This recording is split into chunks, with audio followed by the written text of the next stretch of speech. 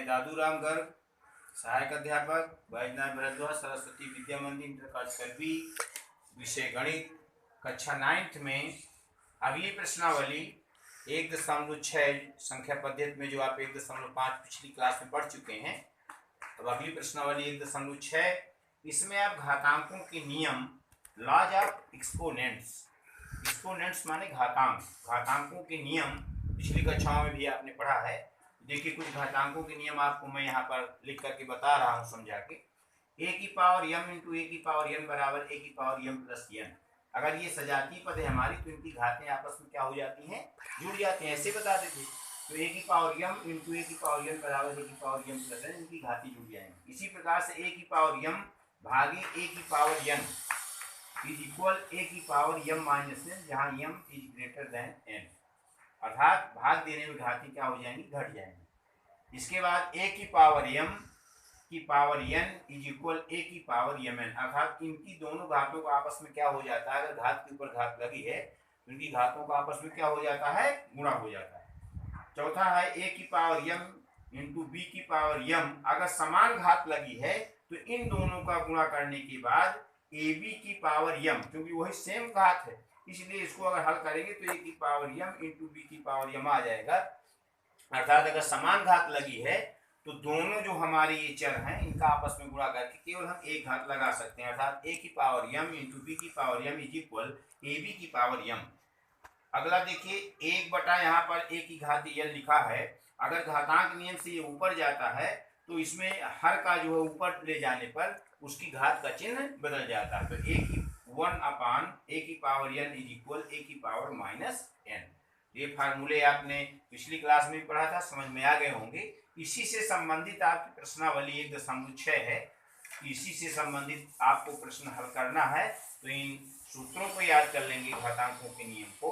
पहला प्रश्न में लेके चल रहा हूँ, आपको उत्तर में देखेंगे, ज्ञात करना है। पहले का पहला है 64 की घाते 1/2। इसका अर्थ आप समझ गए होंगे कि 64 का वर्गमूल निकालना, ये अंडर रूट 64 है लिखा, लेकिन घातांक नियम से कैसे हल करेंगे, इसमें 8 का वर्ग 64 और यहाँ पर 1/2 हमने प्रयोग किया, अर्थात a की घाते m की घात n, इसमें कौन सा सूत्र लगेगा, a की घाते m की पावर, इसमें a की घाते m लिखा, अगर यहाँ n घात लिख दी जाए तो इसका आपस में क्या हो जाता है, a की घाते mn।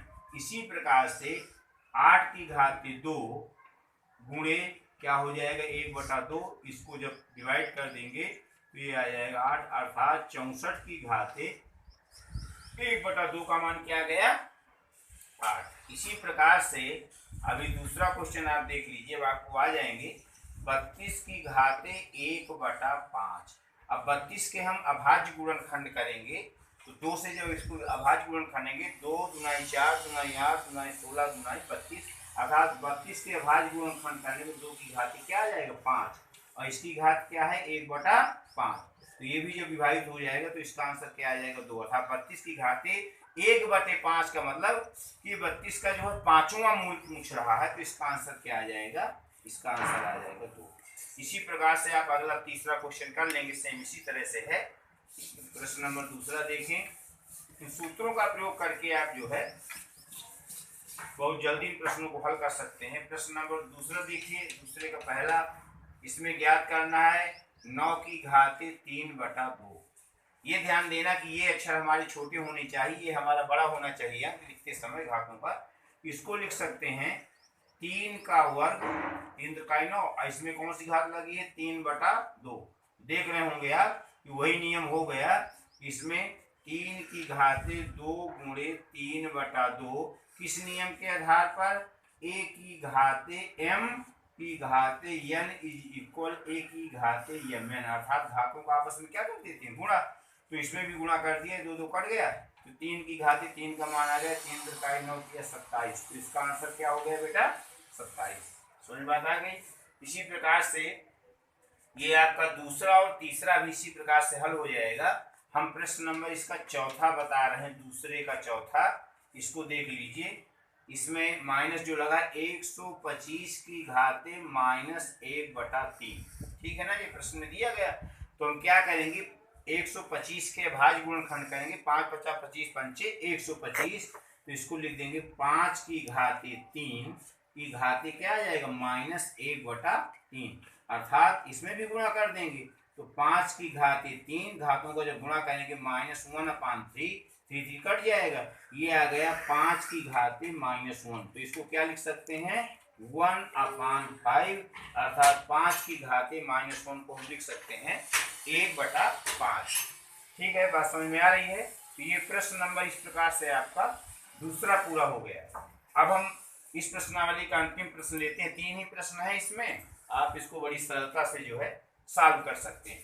तो प्रश्न नंबर तीसरा देखिए, जो अभी मैंने लॉज ऑफ एक्सपोनेंट्स बताया, घातांकों के नियम, इन्हें पांचों को आपको ठीक से याद कर लेना है और इसी आधार पर, पांचों सूत्रों के आधार पर सभी प्रश्न आपके बड़ी सरलता से सॉल्व हो जाएंगे।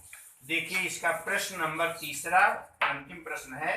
प्रश्न नंबर तीसरे को सरल करना, पहला है इसका 2 की घाते 2/3 इंटू 2 की घाते 1/5, ये लिखा हुआ है ना। तो ये इसको आपको सरल करना है।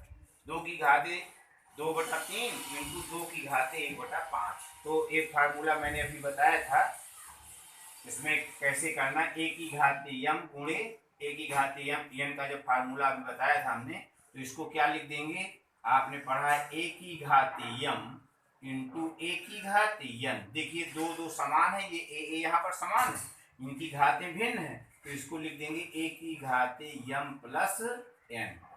ठीक, ये पहला फार्मूला आपका लग गया।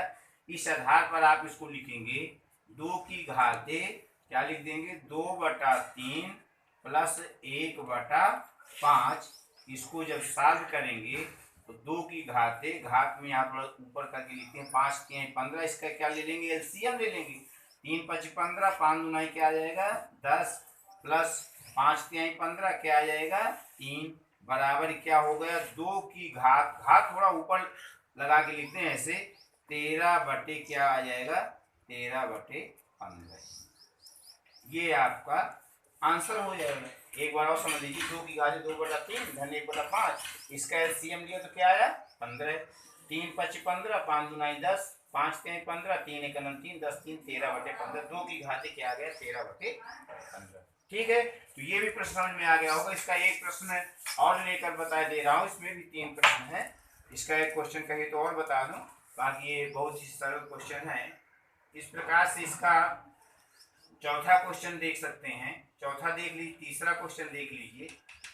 ये आपका 11 की घाते 1/2 पान 11 की घाते 1/4।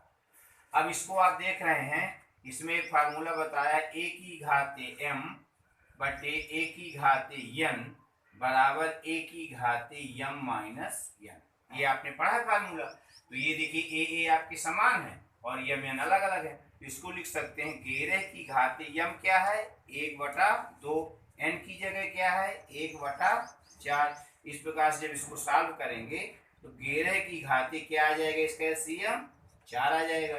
तो 2 दूना 4 माइनस 4 1 4 बराबर 11 की घाते क्या आ जाएगा 1/4, अर्थात 1/2 में जब 1/4 घटा देंगे तो क्या आ जाएगा 11 की घाते 1/4। इसका लास्ट क्वेश्चन कहिए तो और बता दिया जाए, बहुत सरल है ये।